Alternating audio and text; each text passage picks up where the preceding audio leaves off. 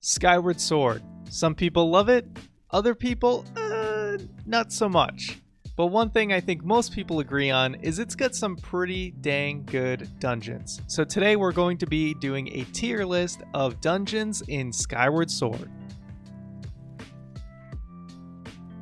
Hey, what's going on, guys? It's Ryan from Game Essays here, doing another Zelda dungeon tier list. We've done Twilight Princess, Wind Waker, Ocarina of Time. It's only fitting that we finally jump to Skyward Sword. Again, ranking S through F, S being top tier, F being a complete dud. Let's just get right into it. The Sky View Temple. So this is in the forest region, the Faron region of Skyward Sword. First dungeon you play, and honestly for me, this is a D.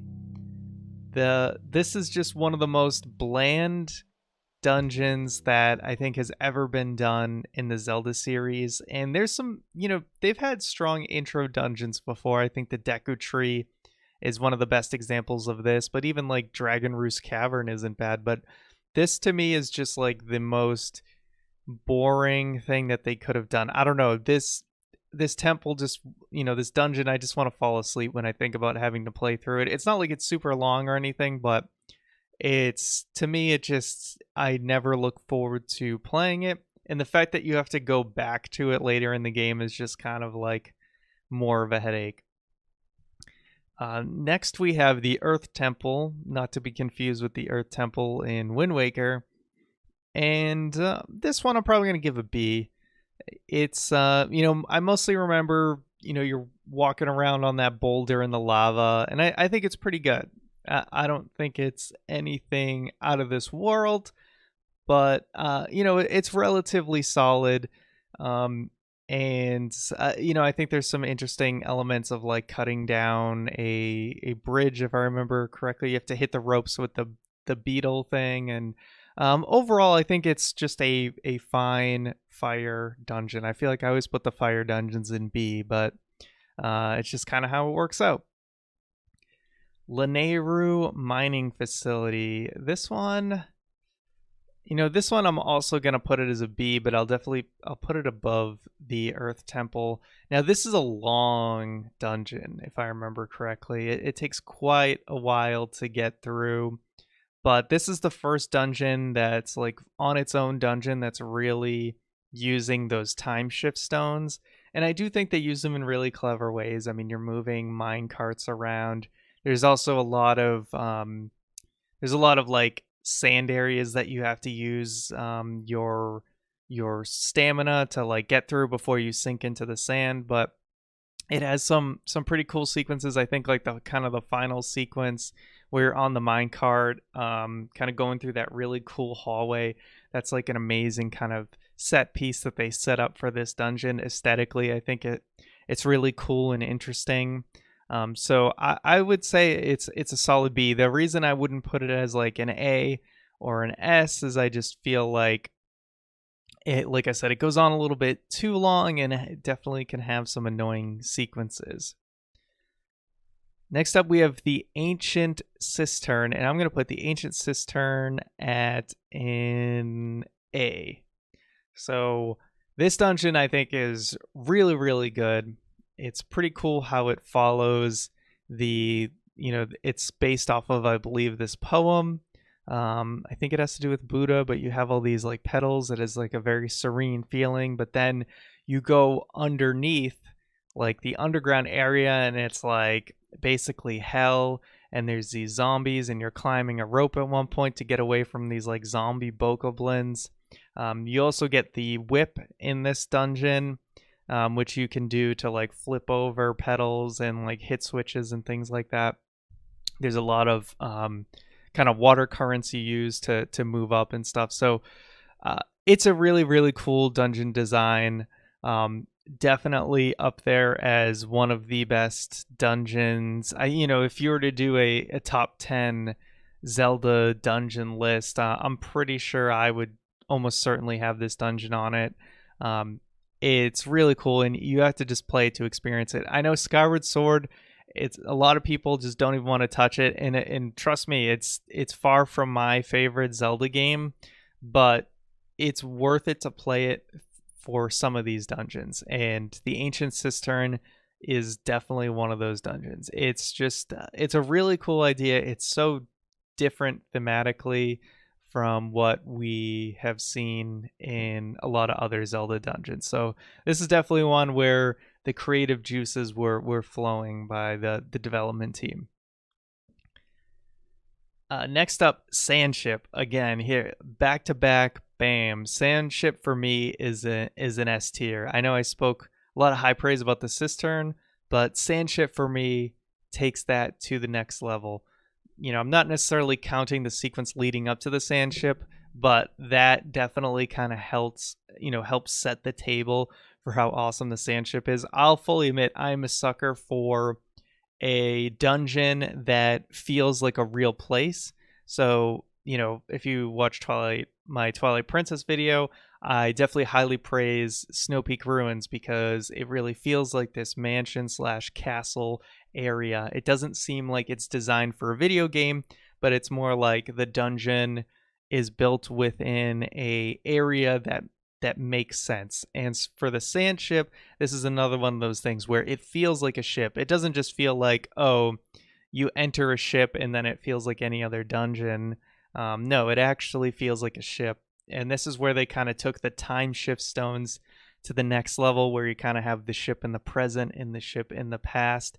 And you have to do some really interesting things to manipulate that central time shift stone up on the top of like the sails to finish a lot of these puzzles. I specifically remember one where you really have to like peek up through like a window above you with your bow and hit the time shift stone so that you can progress.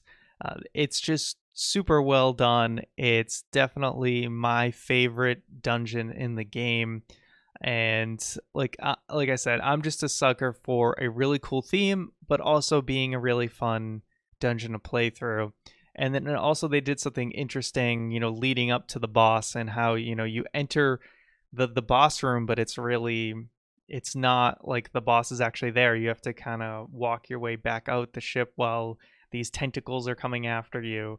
And then the boss itself is kind of what puts a damper on it, but we're not really focusing on the bosses for this tier list. So I'm not going to put that to its detriment because I'm looking purely at the dungeon experience itself.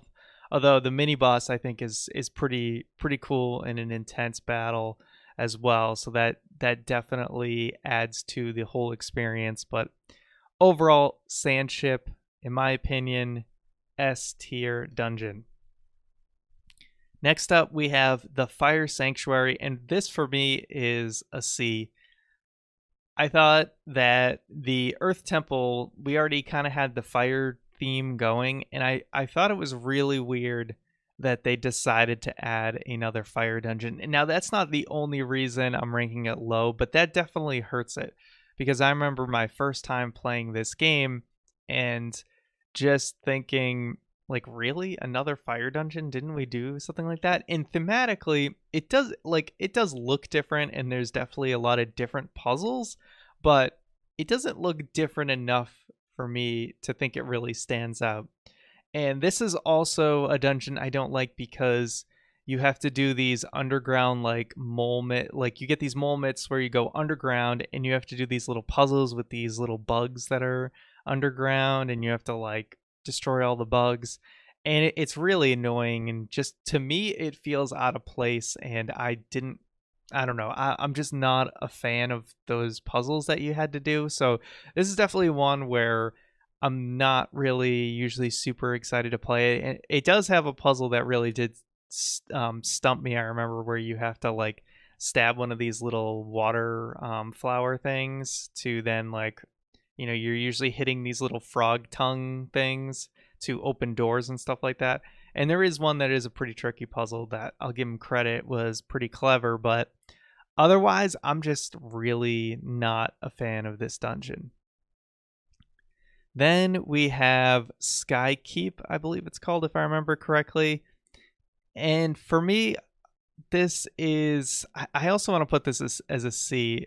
I'm going to put it above Fire Sanctuary. I think a lot of people really like Skykeep, but for me, I'm not a fan of it. I'm not big on slider puzzles, got to be honest with you. So I mean, it does kind of do the thing that most Zelda games do, where you kind of rehash some of the old areas, but the way it's done in like a slider puzzle, I just wasn't a big fan of it. I just also remember there's some Earth or Fire Sanctuary kind of sequence in the Skykeep that's just super annoying. That I think you have to be on one of those like blocks of lava, like raft floating through the lava, and that one was just a huge pain in the ass. And yeah, overall, it's cool that you get the Triforce in this dungeon, but honestly, the slider puzzle stuff, the different areas just weren't that exciting to me, and I found it to be a pretty underwhelming kind of final dungeon in the game.